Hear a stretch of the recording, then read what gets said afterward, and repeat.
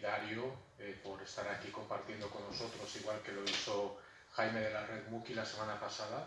Creo que escuchar, ¿no?, vuestra mirada desde otro lugar nos amplía el horizonte, ¿no?, y nos ayuda a reflexionar, creo que con más fuerza, ¿no? Yo quería hacer una pregunta a Moema.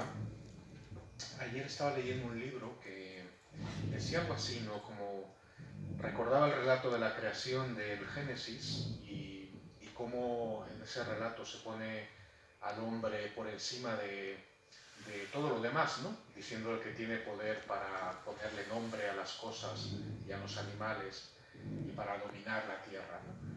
Y la reflexión era un poco el daño que nos ha hecho esa cosmovisión, ¿no?, que viene de la tradición judeocristiana, de apropiarnos, ¿no?, de la naturaleza, ¿no?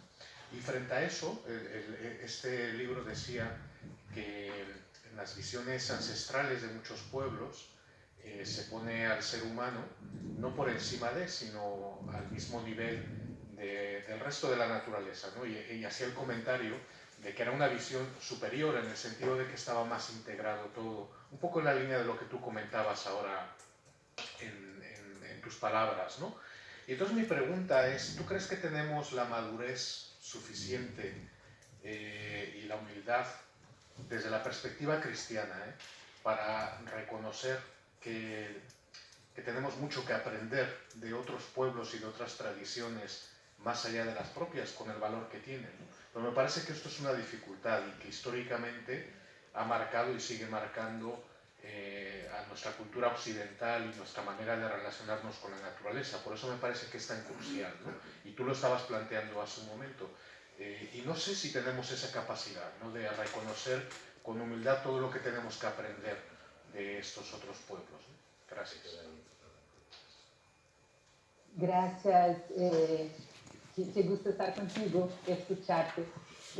No, esa es una pregunta muy, muy interesante. Y a mí me parece que quizás deberíamos empezar como hacen las feministas. Yo no hago parte del movimiento feminista, pero me encantan muchas de sus ideas. Es sospechando de esta versión de que en el Génesis tenemos una orden de mando, ¿no? La orden de mando es una forma, una hermenéutica, una forma de interpretar esto que tenemos en el Génesis. Pero también me parece que deberíamos sospechar de cómo se ha al final conformado y limitado la cantidad de libros que circulaban entre los primeros cristianos y entre los judíos en el tiempo del Segundo Templo, ¿no? Ahora que estamos con toda la descubierta, ya hace más de 70 años, ¿no?, de los documentos del Mar Muerto, de los documentos de Nag Hammadi, vamos descubriendo otras formas de relato que también circulaban entre estas comunidades judías, que eran comunidades que también transitaban, ¿no?, que transitaban por todo el Mediterráneo, no necesariamente por su voluntad, por el éxodo también, por el exilio, han tenido que salir de su casa, y mucho de lo que tenemos, si encontramos otras hermenéuticas, vamos compreendendo otras formas de leerlo. E incluso otros libros, como por ejemplo el relato de los vigilantes, que puede ayudarnos a entrar más profundamente y de mirar otras formas de comprender lo que siempre hemos estado acostumbrados a interpretar de una determinada forma. A mí me parece que la forma como se cerró el canon, pero principalmente la hermenéutica que se tornó digamos, hegemónica o canónica, ella podría hoy estar abierta a nuevas formas de comprensión, ¿no? Entonces, no solamente con San Agustín deberíamos quedarnos que de hecho hay una ciudad de los hombres y una ciudad de Dios, no solamente con esta interpretación, pero con otras interpretaciones que ya caminaban juntos en este momento y que nos decían justamente lo mismo.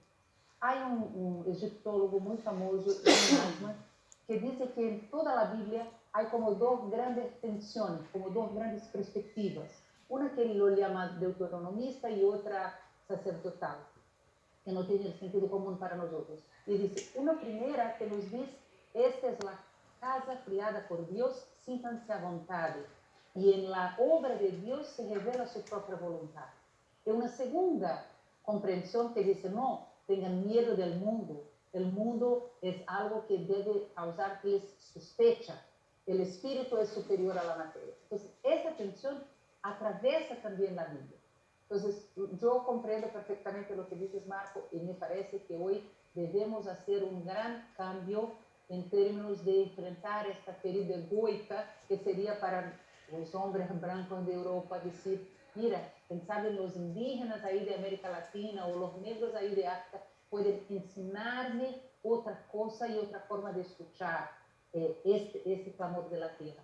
Pero pienso que debemos hacerlo en conexión con nuestra propia espiritualidad, con otras hermenéuticas, con otras interpretaciones, incluso de una mirada del Cristo cósmico, y que si tú miras hacia el Apocalipsis, tú vas a encontrar ahí un Mesías que es un cordero degolado, que nos llama a habitar con amor la tierra, que es madre, que nos sostiene y gobierna. Entonces, de este diálogo me parece, más que simplemente una otra cosa, ¿no? Por adentro, por lo más profundo y en diálogo. Así caminamos católicamente, ¿no?